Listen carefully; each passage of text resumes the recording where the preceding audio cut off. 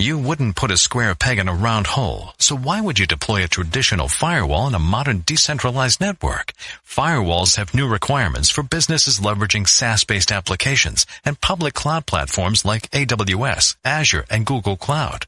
We're in the cloud generation now, so your firewalls have to be engineered to fit right in. Reclaim your cloud network. Try a Barracuda Cloud Generation Network or application firewall free at barracuda.com/firewalls.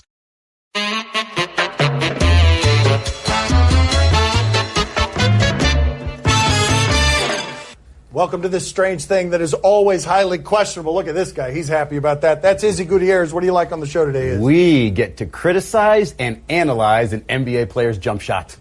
That does not sound enticing. Dale, Papi. Can the Rockets win out? The producers sent us this question, and I went looking through remaining schedule, and I was studying opponents, and then I'm halfway through, and I'm like, what the hell am I doing? What a contrivance this question is. Are they going to win the rest of their games because they've won a bunch in a row, and they look like the most overwhelming team in the league? I think what's happened very quickly, much quicker than any of us expected it to happen, is that the Houston Rockets have caught what many of us believe to be the greatest team we've ever seen. They've caught them, they're even, and that's why you're getting ridiculous questions like this one. Yeah, it's just another way of asking, can the Rockets actually compete with the Warriors? And the further we go into the season, the more information we have. What it looks like to me is the Rockets are actually better at taking advantage of mismatches, whether it be initial mismatches or after a screen and a switch. They're also very good defensively. PJ Tucker, lockdown defender. Mbah a Moute, lockdown. Chris Paul could be a great defender in his position. Clint Capella. And when you put all that together with that offense, last night, 120.8 offensive rating on the road against a team that's shown that they can defend the Warriors this year. That's a damn good team. And yes, they can compete with the Warriors. Absolutely. Come on, guys. You got to come up a step to the plate. You got to make a prediction. Come on, you got to have the onions. You got to say, yes, from now on, they're going to win every single game left in this schedule through the end of the year. No, wait a minute. That's the way you say But why limit yourself? That's right. How about all remaining years on the schedule? They'll win out there, too. James Harden is alive. Because they're that great.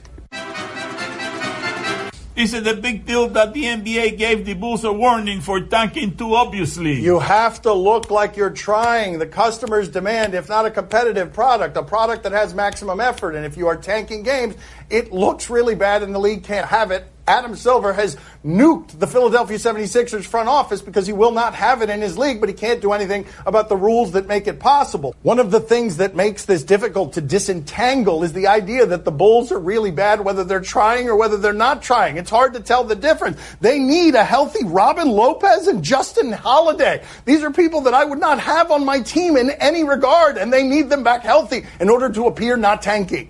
Yeah, but here's the thing, though, if you're Adam Silver, you're not talking to the Bulls when you do this. You're getting out ahead of this and talking to everybody else, because this is the time where the tanking begins. If you look at the bottom of the standings, there's a clump over there that's similar to the clump of the lower part of the playoff teams in the Western Conference. There's only a couple of games separating you from having the most ping pong balls to being around seventh or so. So before people get those bright ideas, you got to go ahead and send a message. I understand. So I actually understand the Bulls' side of this. I mean, they do want to see their younger players play while they figure out just what they have, and they know they're out of the playoffs. And their fans, for that matter, because who really, really wants to watch Robin Lopez and Justin Holiday play anyway? Bring. Change your ringtone? Hello? Fred. Fred Hoiberg. Oh. Fred Hoiberg. It's crazy. Really? So you're not tanking. It's all a big misunderstanding. You only benched him because he traveled. He traveled in a game and you benched him. Okay, I'll tell them. That's amazing. That makes sense. Thank you, Fred, for calling the show. My father's better at this than I am. Is it worth it for Memphis to pay $10 million to fire Toby Smith so that they can hire Penny Hardaway and Larry Brown? Tubby, Papi.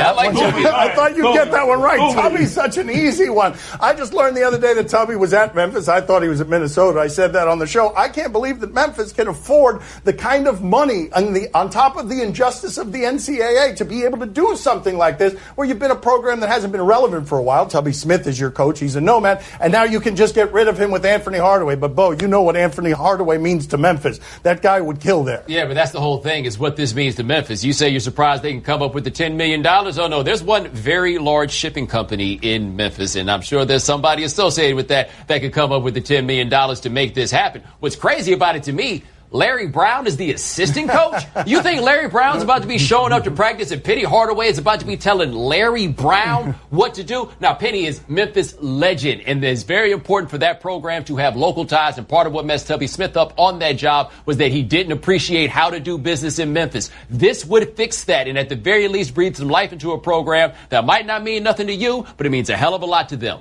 I'm getting older by the day around here. Anthony Hardaway being a head coach is crazy, but I remember talking to Larry Brown back when he coached Allen Iverson and him longing for the days one day, because he didn't want to deal with Iverson, to be a high school basketball coach because he loved those sneakers and the way they sounded. Assistant to Anthony Hardaway is just about high school basketball coach. And how old is Anthony Hardaway going to feel when somebody approaches him about a scholarship the way Anthony Hardaway approached the coaches about a scholarship in Blue Chips?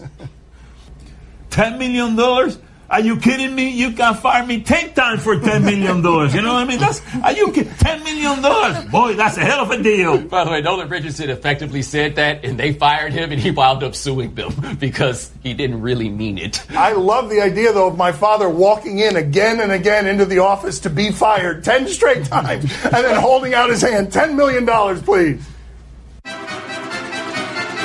Should the streaking Pelicans even want to resign Boogie this offseason? All right, the Pelicans have won 9 straight. The Pelicans would have a home court series in the playoffs if the playoffs started today, which they don't. But Anthony Davis had a rib contusion in that game, looked like he got shot in the chest, came back, did what they needed to do in order to win that game, and now you ask the question, are they better without Boogie? The real answer to this is not about whether they're better without Boogie, it's how much money do you give a guy who just had a torn Achilles in a league where the torn Achilles is normally the end for guys. Like, this would be a compelling question no matter what kind of streak they went on without Boogie. But you add it to that, I don't know, man.